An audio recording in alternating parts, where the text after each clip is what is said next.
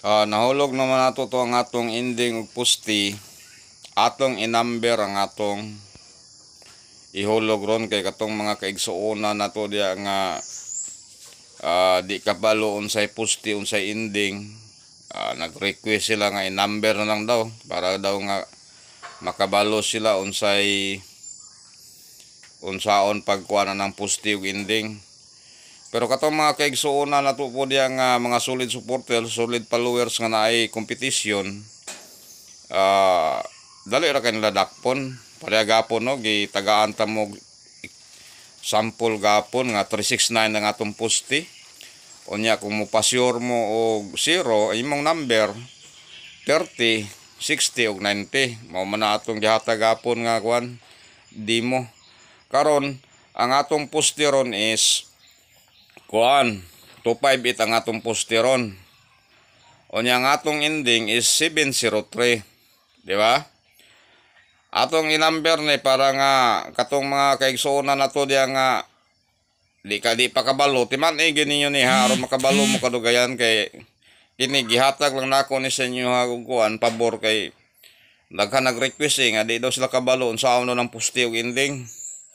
Timan ninyo kay ang atong pusti 258 man, yang atong ending 703.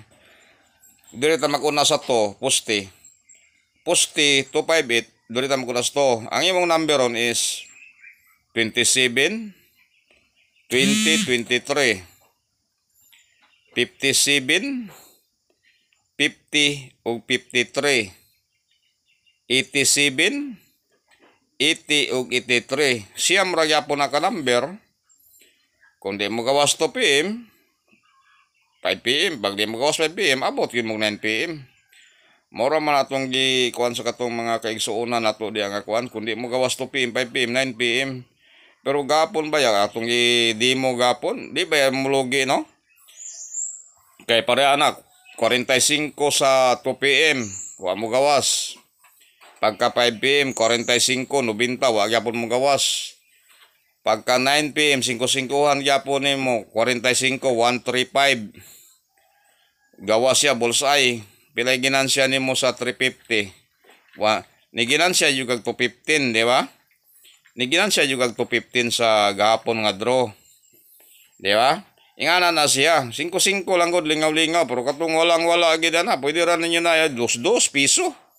Ang kuan lang ko, importante dia nga may kalingawan pabuton sa national draw 2 PM 5 PM 9 PM. Ginansyado man gyud kanang bisag 5-5han lang. Ang lingaw-lingaw Pero katong mga uban dia mga big timer kaya nila nga mo taya og tag 100.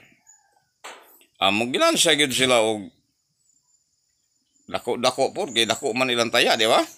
Ana na siya nahulog naman nato tong number.